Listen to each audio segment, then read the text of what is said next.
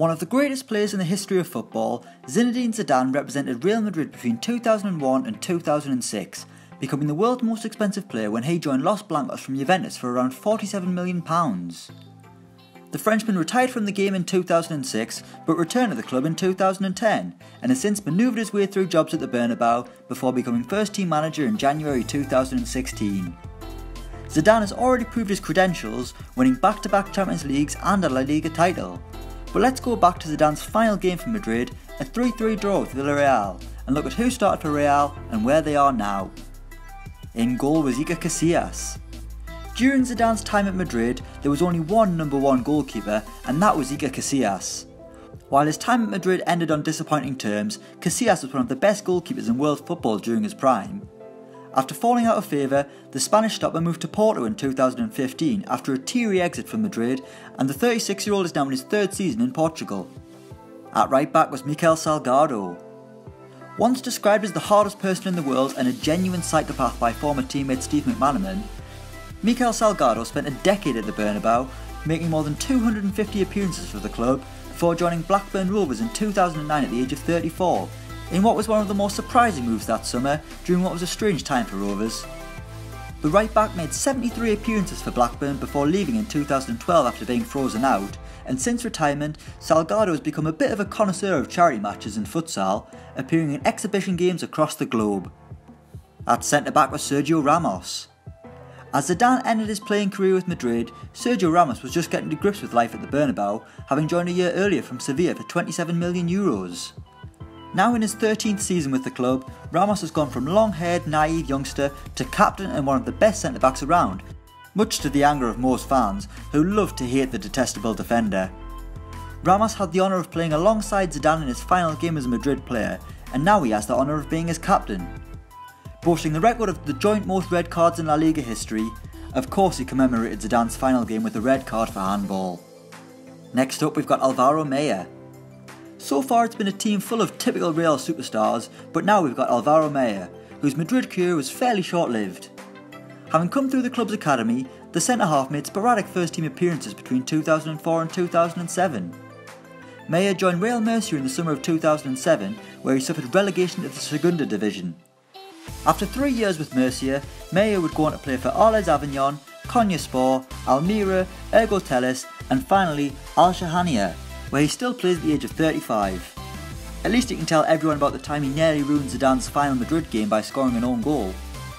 At left back was Roberto Carlos. Despite Roy Hodgson not thinking he was up to it, Roberto Carlos ended his career as one of the best left backs in the history of the game, famous for his attacking exploits and physics-defying free kicks. Carlos spent the bulk of his career at Madrid, leaving in the summer of 2007 after 11 years with the club, clinching the La Liga title in his final game. The Brazil fullback went on to play for Fenerbahce, Corinthians and finally Anzi Makachkala before moving into coaching with the Russian club.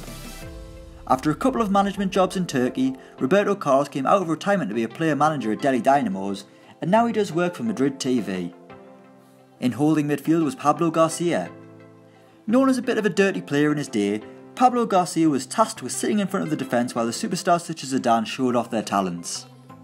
Garcia didn't have a long career at the Bernabeu, joining in 2005 after impressing at Osasuna. After being deemed surplus to requirements by Fabio Capello, Garcia was loaned out to Celta Vigo and then Real Murcia, before joining Greek side PAOK for 5 years after back-to-back relegations in Spain. The Uruguayan joined Skoda Xanthi in 2014, but retired months later, and is now a youth coach at PAOK. Next in midfield was David Beckham. A real Galactico signing, Beckham was part of a generation of Madrid superstars that didn't win as much as they should, with the England winger leaving the club with just a Super Cup and a La Liga crown. Beckham would go on to join LA Galaxy in 2007 in what was an iconic transfer for the MLS, as well as playing for AC Milan on loan before ending his career at PSG, where he donated all of his wages to charity. Since retirement, Beckham has been involved in various different ventures, working as a UNICEF ambassador, looking to start his own MLS team in Miami, as well as taking his kids to the coolest events around. Next in midfield we've got Zinedine Zidane.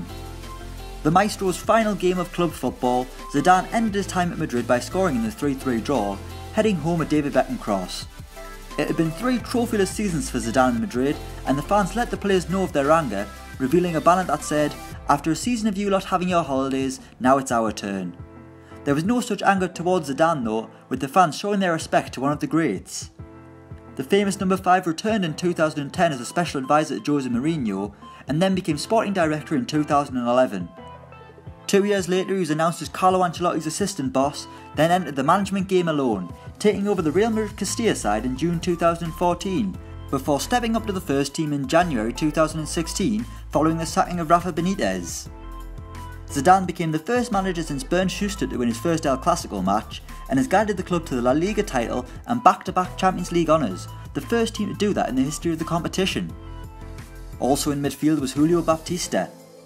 The Brazilian scored 2 goals on Zidane's final game for Madrid, bagging an equaliser to ensure the Frenchman's final game didn't end in defeat. The man known as the Beast, Baptista went on loan to Arsenal after 1 season at the Bernabeu, scoring 10 times for the Gunners, 6 of which came in the League Cup. The Brazilian went back to Madrid the following season, then signed for Roma in the summer of 2008. He would also go on to play for Malaga, Cruzeiro and Orlando City, and recently scored a stunning strike in the Soccer Sixes tournament for Brazil. Currently on the lookout for a new club, Baptista was recently linked with a move to Bolton Wanderers. But sadly, we won't be seeing him in the Championship. Next up we've got Robinho. The third and final Brazilian in this 11, Robinho played for Real Madrid between 2005 and 2008, leaving for Manchester City for £32.5 million after Sheikh Mansour took over the club, with Robinho being the club's first megastar signing, despite being linked with a move to Chelsea. Robinho scored 14 Premier League goals during his first season, but that was as good as it got, returning to Santos on loan in January 2010. The Brazilian international headed to AC Milan the following summer, going on to play for Guangzhou Evergrande before heading back to Brazil permanently to play for Atletico Mineiro, where he remains at the age of 33. And finally up front we've got Raul. Another Real Madrid legend in this side, Raul would spend another 4 years at the Bernabeu, ending his time with the club having made more than 700 appearances and scoring more than 300 goals. The Spanish striker joined Schalke in 2010 for 2 seasons before heading to Qatar to play for Al Sadd, where he retired in March 2014. However, Raul returned to the game the following October to sign for New York Cosmos, where he spent 1 season playing in the North American Soccer League. Now retired, Raul appears in exhibition games alongside other Madrid legends and is regarded as one of the greatest players in the history of Spanish football. So that's where Real Madrid's starting 11 from Zinedine Zidane's final game are now. Let us know your thoughts in the comments below. Thanks for watching and don't forget to like, share and subscribe.